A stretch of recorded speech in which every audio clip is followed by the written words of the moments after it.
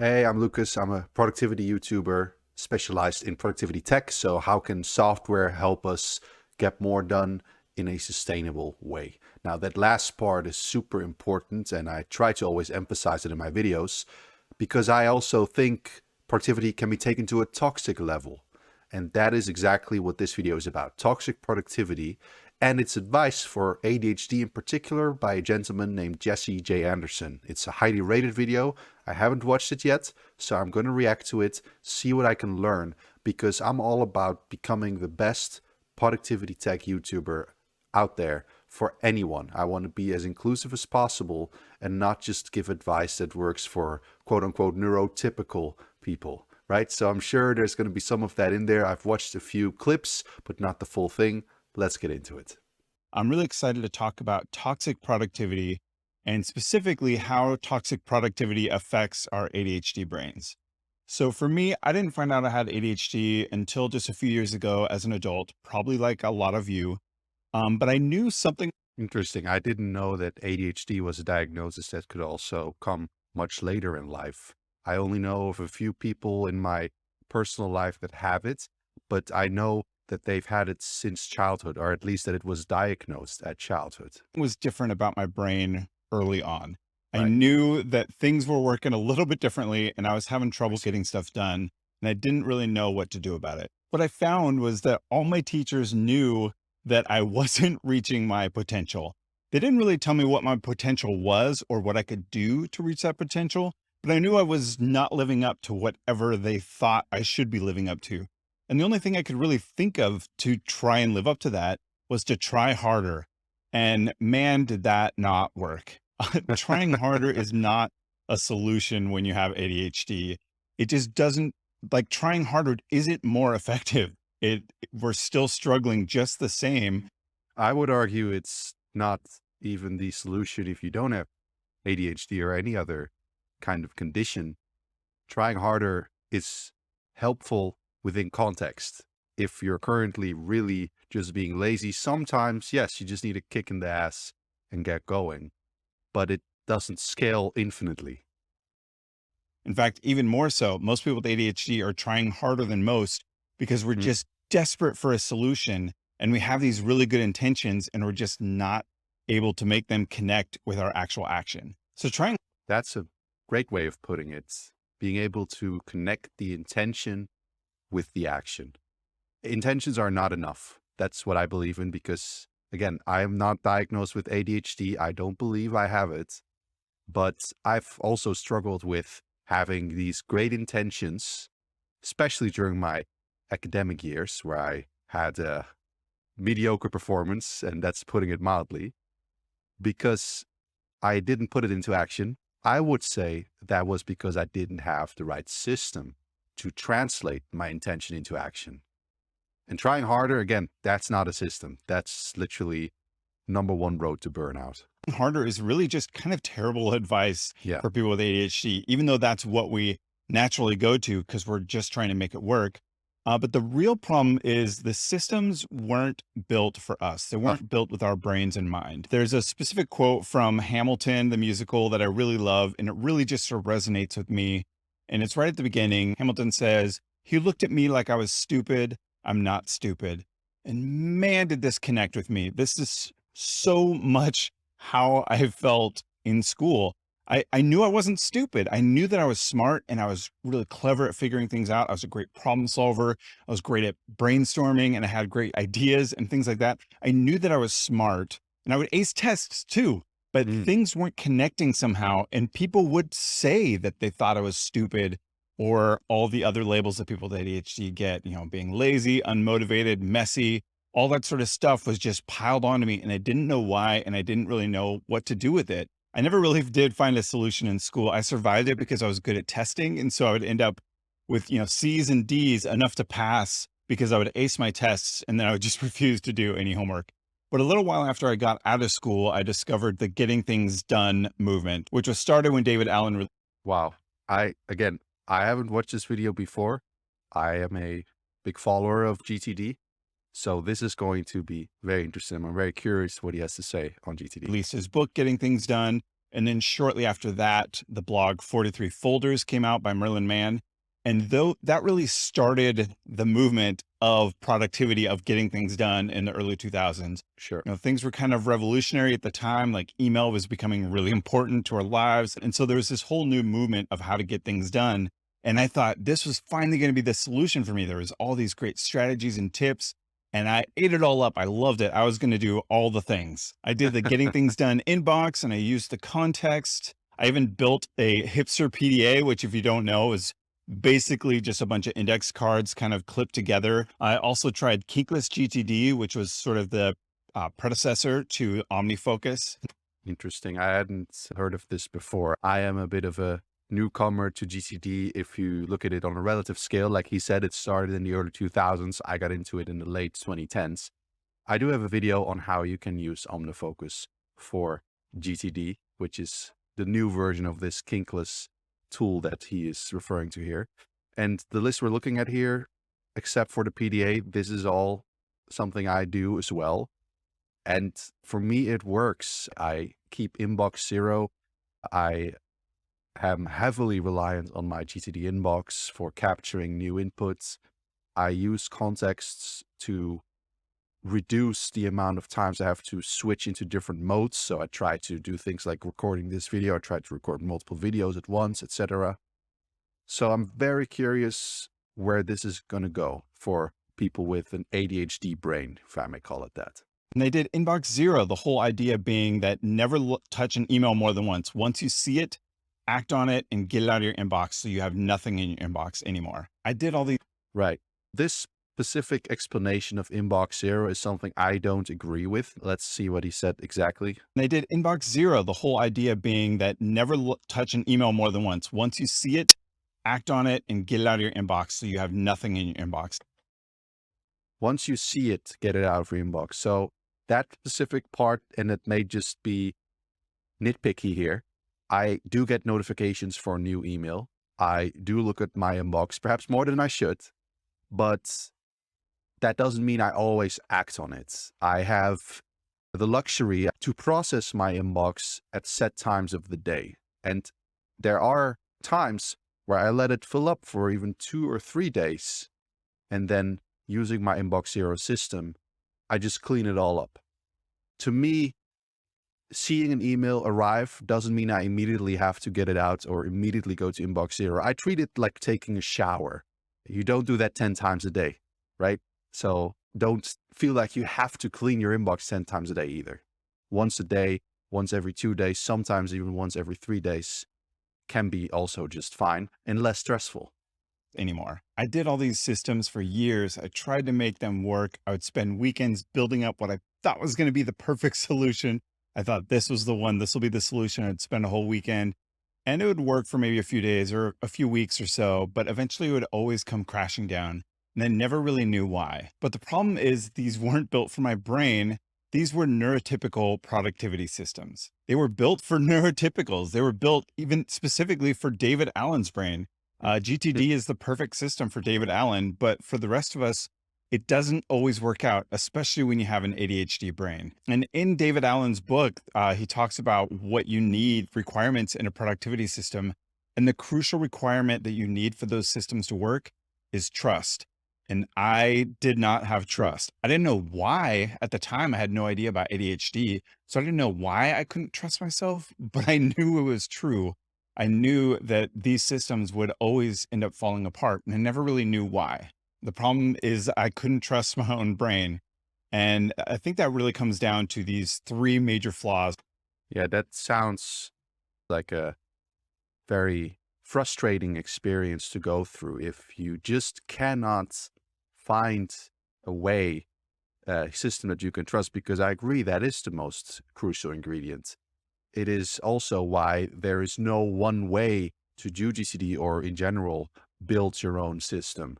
It is why I have tutorials on dozens of apps on how you can use them with GTD or other methods, because they all can work.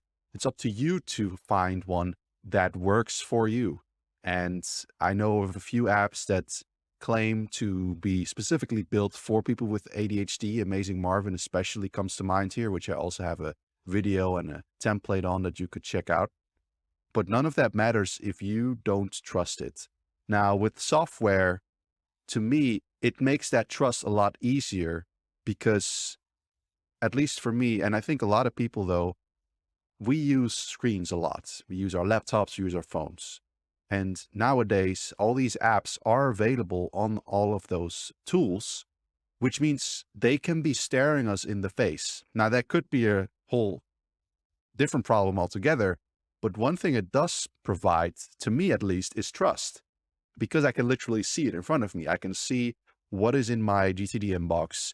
I can see, do I have any next actions for my projects? I can see my goals. I can see it all. And that helps me build trust that I don't have to keep it all in my head. It's actually stored on this second brain. So let's see what these flaws are, because I'm probably reasoning here like a neurotypical. And neurotypical productivity. The first one is motivation. And this one really is huge. This, I think, is maybe the most important point I want to share today. And that's that neurotypicals are motivated by importance and rewards and consequences. And these really aren't motivating in the same way for people with ADHD.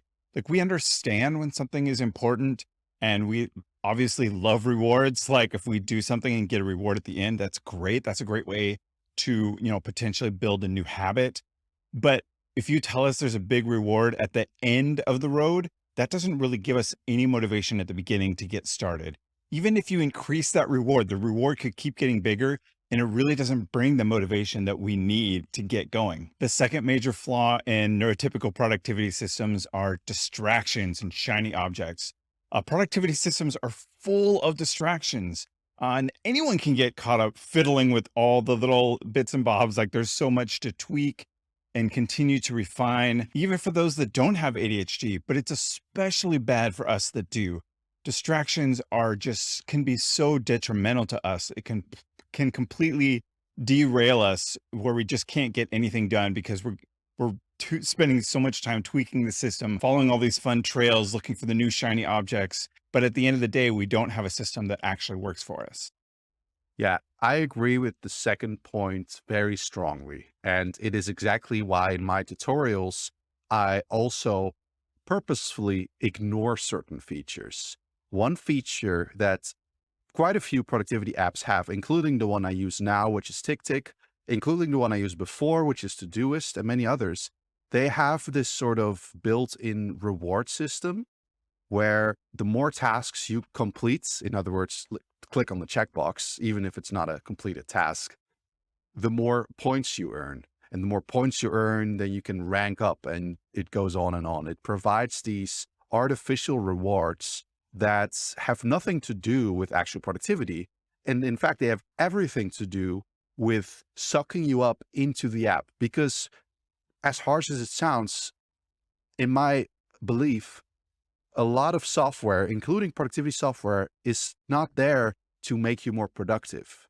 Their interest is maximizing the time you spend on their app, because that increases their chance of you paying them money by staying a customer, right? It increases the buy-in you have with the tool, which again decreases the chance that you'll leave and move over to another. I know for Todoist, it took me quite a bit of efforts, including mental investment that I had to let go of before I moved over to TickTick, even though I was already ready for it, logically speaking, for a few months.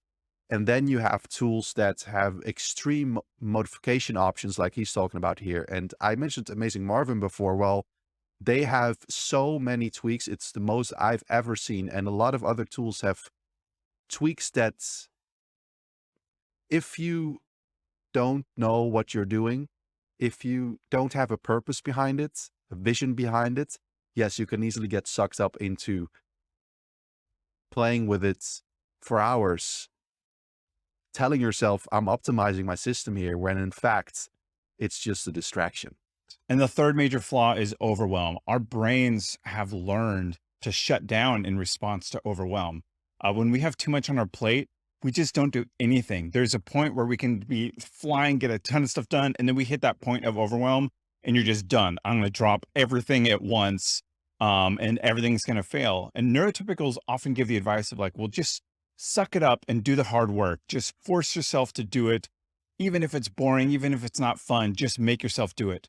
But with an ADHD brain, we're incapable of doing that. It's not really a choice. It's not that we're choosing to sit on the couch and do nothing. Our brain is like shut down completely. It's desperate to get dopamine working, and it knows that that's not going to give us the dopamine. So when we hit that overwhelm point, we're completely shut down, and there's no way we can just push through it to make it happen. It reminds me of That's interesting. I think everybody has some traits of it. But if it's this systematic, yes, then telling someone to just do it anyway, that's not going to help. I can totally see that. Now, the one point I forgot to talk a bit about is motivation. Let's see what he had to say about that one more time. motivation at the beginning to get started. Even if you increase that reward, the reward could keep getting bigger, and it really doesn't bring the motivation that we need to get going. Right. I personally believe that motivation is a lousy condition to set and adhere to for doing things. Because in my experience, it's not something you can really control anyway. And doing it for a reward only, that kind of implies already that the task itself is not really enjoyable. I try to make sure that most of what I do is something that's rewarding on its own. And I've tried it too, right? I've tried setting habits by giving myself rewards after completing 10 days, 20 days, 30 days. But I figured out that never drove me. It didn't make a difference in how I built habits.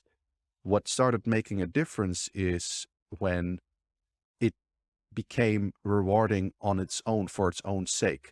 It made a difference when I started defining my actual values and placing those at the very top, and adhering to those values became the intrinsic motivation, if you want to call it that, for trying my best at doing these habits, at getting things done. And there are now very rarely ever times where I think to myself, I'm not motivated. And again, that could mean that I'm in a permanent state of motivation and I actually have it easy. I'm a neurotypical who has it super easy.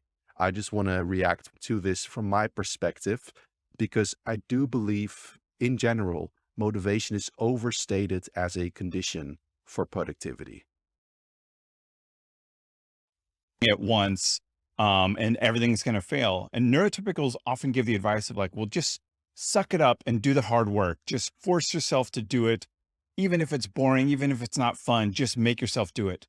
But with an ADHD brain, we're incapable of doing that. It's not really a choice. It's not that we're choosing to sit on the couch and do nothing. Our brain is like shut down completely. It's desperate to get dopamine working, and it knows that that's not going to give us the dopamine. So when we hit that overwhelm point, we're completely shut down, and there's no way we can just push through it to make it happen. It reminds me of one of my favorite Jim Gaffigan lines. He talks about when he had his fourth kid, and people would ask him, hey, what's it like, Jim? What's it like having a fourth child? And he said, imagine you're drowning and someone hands you a baby. And that is what it feels like for our brain that's lacking that dopamine. When it doesn't have, when it's not absorbing the dopamine right, it just can't survive. It's desperate. It can't breathe. It's like it doesn't have oxygen, and you're trying to have it more and more tasks and responsibilities and stuff that it's got to work on. It's like, I can't even breathe here. I need that dopamine. I can't just ignore this basic need of dopamine to get these hard tasks done. I'm drowning and you're tossing me a baby. You're tossing me more work and responsibilities. I really like this metaphor of seeing dopamine as fuel for the brain to do things, and how an ADHD brain seems to be less able to fuel itself properly or consistently, and therefore it needs to shut down at times. And it is also easy to feel overwhelmed. So this is very educating. And we hear this advice from like productivity gurus or experts, or from books that are trying to help you get stuff done. They'll tell you stuff like get up earlier, do inbox zero, be a stoic, work out 2 hours a day. Don't eat any carbs or sugar or fat or calories. And finally, eat the frog first. um, yeah, so a few of these I also believe in. I do not believe in getting up earlier per se. I've tried everything with my schedule, but at this point, I want to just feel my body, follow it rather than forcing it to always get up or go to sleep at a set time. And ironically, I have a more consistent sleep schedule than ever. I have better energy than ever as a result of that. Again, inbox zero, I already spoke about that. Being a stoic is not really something you are. And I know this is just a quick kind of reference that he's giving here, but it's an intriguing set of knowledge that can guide, shape your mindset and thinking. Working out 2 hours a day, that's too much. But again, I do believe in regular exercise for its own sake, and the rewards are just bonus to me. But there are so many ways to work out.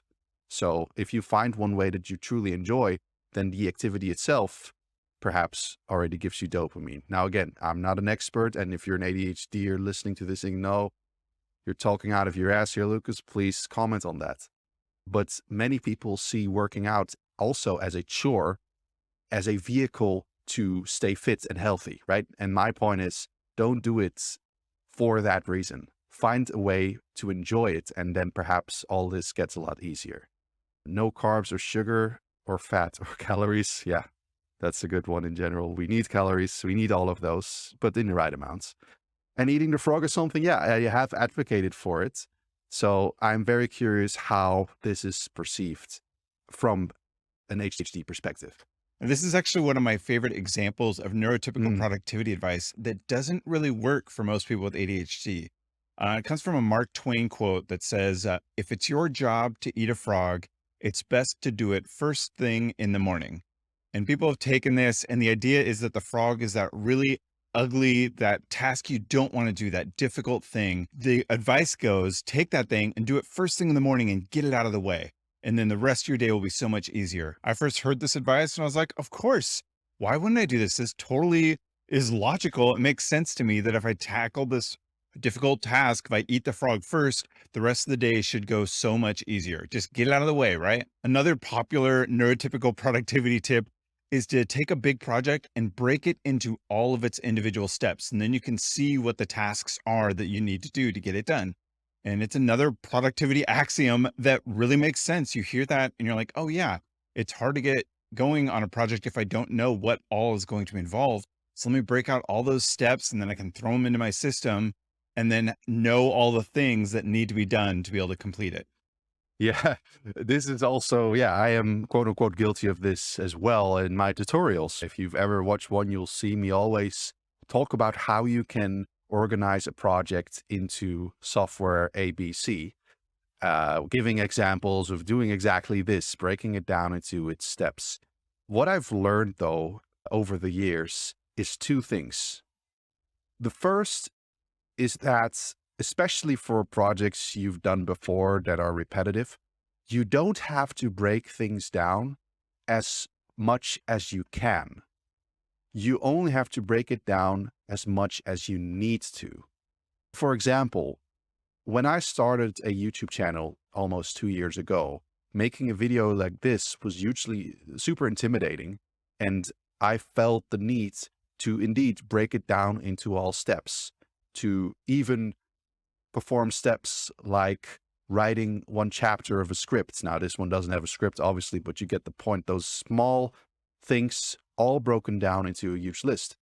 But now I am 100 videos further experienced. I can tackle them in much larger chunks. And for a while, I used to make this mistake where I kept defining a project into these super small steps because I felt like I needed to, because it was the purest way of doing DTD or whatever. That's something you can really let go of, whether you're neurotypical or not. Don't break it down further than you need to. And the other one is that you don't have to even break it down into all steps. You just have to know the next step. That's all you really need. But the problem with these is it doesn't work. It just doesn't work for us. We try to eat the frog first, but what ends up happening is we just stare at the frog for hours and feel like a failure for avoiding the frog all day and getting nothing done at all. Meanwhile, wondering what is wrong with you and why you can't follow this basic advice that must work perfectly for everyone else, and dread seeing that same frog waiting for you tomorrow. We get stuck on that big task. It's too much and we just avoid it and stare at it all day and not get anything done at all. And with the other advice, the breaking a big project into all of its steps, it sounds logical. It makes sense. But then when we try to do it, instead of breaking a big project into all of its steps, we break that overwhelming project into all of its steps. Oh, wow, that is a lot of steps. I'm terrible at estimating time. So it sort of feels like this is an infinite project now with a never ending steps. Maybe I should check Twitter or put something on Netflix, and maybe I can start this project tomorrow. Or maybe instead of that, this That's a really good way of putting it. And I think it aligns with what I just said, with what I've also learned. And it's a serious risk of breaking things down too much. Perhaps not just for ADHD people, but for anyone really. is what you do. You start breaking your project into steps, but eventually get so bored of steps that you think of something interesting and open 50 tabs on that topic and end up reading about the history of the space program. And did you know that the Apollo 11 had to change course at the last second and landed 4 miles from their planned destination? Wait, what was the project I'm supposed to be working on again? I don't say that one lighthearted. It's kind of a joke, but it's also true. I've done that, and I'm sure you have too. And so Right. This is a very stereotypical depiction of how an ADHD brain works, but that is how it can work sometimes. That is, even with my limited knowledge, I was aware that sometimes people surf these extreme waves of associations that are made in their brains. And it's kind of a superpower in one way, but of course, it is also a major disability in another if it leads to you postponing and delaying things that need to get done. the problem with these, even though they sound like logical advice, logical tips that we should apply, they just don't work. It doesn't work for us, which results in self-blame. We start to think, hey, this advice is working for other people. These gurus or whoever are recommending it, so it must be working for other people. Why isn't it working for me? Something must be broken with me. And you try to force it to work, which doesn't help the problem. Another issue is great intentions and failed actions. We wonder why our actions always fall short of our intentions. People with ADHD often have really good intentions, but our actions just don't line up and we don't know why. And following this neurotypical advice often makes that compound even worse. This makes Mm. labels like lazy or whatever even more hurtful because we know how hard we are trying to make it work. And we know that our intentions are in the right place and it just doesn't pan out. And the third one is shiny objects. And this is one that anyone has experienced, neurotypical people included. There are a lot of little distractions when you're building a productivity system, when you're trying to figure out tips and advice and applying things to your life to make you more productive. But for people with ADHD, these distractions are much more detrimental. Like we can spend a whole weekend working on the project and then get nothing done. But we keep going in to tweak the system thinking that, oh, if I just do this little thing and that little thing, that'll be the solution. And we just get tied into all these little distractions that are available when you're working with a complex productivity system. And to make matters worse, we are essentially competing against behavioral scientists who've been hired by a lot of these pieces of software, including productivity software, but obviously social media as well, YouTube even, to suck us into using the app as much as possible, because again, that's more money for them. It compounds. You have the fact that it's designed to be addictive, designed to be non-productive. Then you have a brain that latches onto that even easier.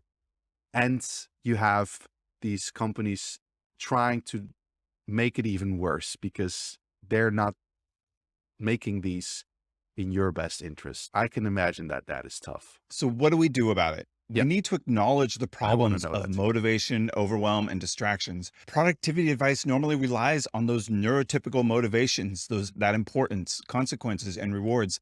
And that doesn't work for us. So we need to find another way to be motivated. The way people with ADHD find motivation is through interest. Dr. William Dodson calls this the interest-based nervous system. I like to refer to it as just the 4 C's of motivation because I find it easier to remember. And those 4 C's are captivate, create, compete, complete. With captivate, it's all about finding something that captivates your interest, something that you find fascinating or interesting and you want to dive more into. And with create, it's all about novelty, something new, creating something new. Those creative activities, they provide dopamine because there's this anticipation of, ooh, what is going to be the result of this creative activity? And that motivates the ADHD brain. The third one is compete. And a lot of us know how much we love a good challenge, a good competition. If you're anything like me, there's nothing that motivates you more than someone telling you like, you can't do that. That's impossible. Suddenly I am going to prove them wrong and it becomes my life goal. And then that motivation shows up because I'm meeting this challenge head on. The fourth one is complete. And this is all about setting due dates and deadlines, something that makes urgency show up in our lives. A lot of times we'll have a big project and we'll avoid it for weeks, but then suddenly when it's due, when that completion date is right around the corner, then we can fly into action and get a lot of stuff done. So finding This is super interesting to me because I align with those first three very much. That is what I was trying to express when I was talking about intrinsic motivation, making the activity itself rewarding. If it's captivating on its own, if you're excited to see what you're creating can lead to all that, then that is, in my opinion, a healthier form of motivation anyways. But the last one here with deadlines is something I don't really use or have to rely on, because I remember even David Allen saying, if you're using deadlines, if you're creating these artificial deadlines, grow up. And yeah, that is just quite harsh, especially now that I know how the ADHD brain works, that it's probably advice for David Allen himself. It works great. For neurotypicals, it can work great, but perhaps I should emphasize that some more in my future tutorials, how you can set deadlines, even if they're artificial, if that helps you, with the complete portion of motivation for ADHDers. those deadlines and due dates is paramount in motivating us to get things done. The other thing that happens when we use these 4 C's, when we find a task that uses captivate, create, compete, or complete, it fuels our motivation. So we're able to use the energy that we gain doing that task and it kind of spills over into doing other work. We're building up this momentum. It's like we've got a train on the tracks and it's not moving at all, but then we find something captivating or creative and we start doing this project, and then that train starts going. We start building up that momentum. And then when we want to eat the frog, it's a lot easier. So rather than eating the frog first, we should eat the ice cream first. We need to find those things that give us that energy, that motivation, so we can build up the momentum. And similarly with the break your project into all of its individual. I really like that. And I'm going to try that as well. Again, even though I'm not officially ADHD diagnosed and I don't believe I have it, but I've done Eat the Frog. I still do it regularly and it works pretty well for me. But I will try doing something like playing a competitive online video game, which sometimes I do, but usually as a reward, as a way to finish off the day to relax. But perhaps I can also try to fuel myself, to pump myself up with it, to get into this momentum. Steps. Instead, we should just break it into the first few steps and then pick the ones that match those 4 C's: captivate, create, compete, complete. Well, I'm so happy that what I learned and shared before watching this video to this point aligns with what he is recommending. And perhaps that explains why quite a few folks with ADHD have told me how much my videos have helped them. But again, I'm here to learn more. Which one of those steps is going to line up with one of those so that you're going to be able to find that motivation and get yourself rolling down the tracks? So with all that in mind, I've got some strategies I want to share with you, and none of these are going to work for everyone. And even the ones that work for you, they're not going to work every time. The way our brains work. I like how he is candid, how he is honest about this. And every productivity guru should say this ahead of providing advice. Perhaps saying things like, I am not diagnosed with ADHD or any other condition, therefore my advice may not apply to you. It can potentially save a lot of people from going down a road of frustration. We just need things to be new sometimes, and we'll get bored of a routine that works. So take these and try them out. If they work, use it while it works. And if it doesn't, put it down for a while and try a different strategy. But hopefully this will help you put those 4 C's into action. My first strategy I like to call embracing the pivot. And this is all about knowing ahead of time that a productivity system is going to fail. We are going to lose faith in it at some point and give up. So if you know that going forward, it's okay. We don't have to feel bad when it doesn't work, but then we can know that going forward so that when we're trying a new app or a new system, we don't pour everything into it as if it's going to be the end all be all solution. We know that it's going to eventually fail us most likely. And then we just pivot to a new system. And that's okay. We don't need to feel bad about it. It's not about shame for that system failing. It didn't fail. It worked for that amount of time. And now we're moving on to something new. We just embrace the fact that our brain wants those new things every once in a while, and we pivot when the time comes. Interesting. Right. That is indeed quite different from how I approach things, which is also to pivot, to experiment, is what I like to call it, in search of perfection, while knowing that you can obviously never reach it. But my own perfect system is indeed what I'm going for. And changing apps, evolving apps, so to speak, is part of that journey for me. But what he's kind of saying is, look, it's about the novelty that our brain sometimes wants to have. So get ready for your app to just fail you and move on to a different one. So to interject with that, I'm going to link my playlist of productivity apps that I've reviewed and made tutorials for. There's over 30 at this point. So you have quite a few to go through and pivot through. Another strategy is Pomodoro timers. You don't have to be strict to I think it's 25 minutes of working, 5 minutes of break. I like to do maybe 15 minutes of work, 10 minutes of break. And then sometimes I'll get hyper focused and get into a groove. I'll still set a timer so that I don't lose track of things. But then I might say, okay, I'm going to go 40 minutes and then I'll take a 10-minute break. And I just mix it up by having those timers. I can glance down and see it. And then I know that it provides that urgency to get something done. Another strategy. Love it. I love this so much. And I've said this pretty much exactly the same thing in my own video covering the Pomodoro technique. It's powerful, but you don't have to follow it by the book. Make changes to it. Set your own time, set your own breaks, set your own intervals. The point is not to be a good boy, good girl, and follow the instructions. It's to get you to actually feel good, be productive, get things done in a way that feels good. That's the point, not to hit the 20-minute mark. Strategy is looking for side quests. Now you have to be careful here because obviously side quests can derail us big time. But sometimes you're staring at a project and it's really important. It's the one you have to get done and you can't get rolling on it. Try and find that side angle that might be a little bit more interesting. And then you can kind of build momentum that way. Because we might be worried about distractions, it might be helpful to set a due date or a timer here so you don't end up doing side quests all day long.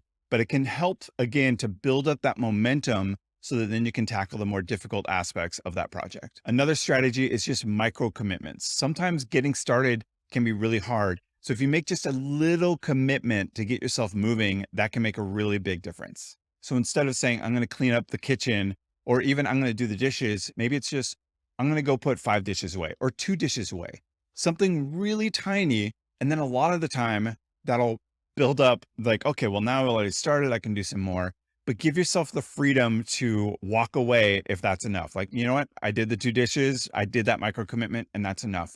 But getting those little commitments can help get the ball rolling for stuff like that.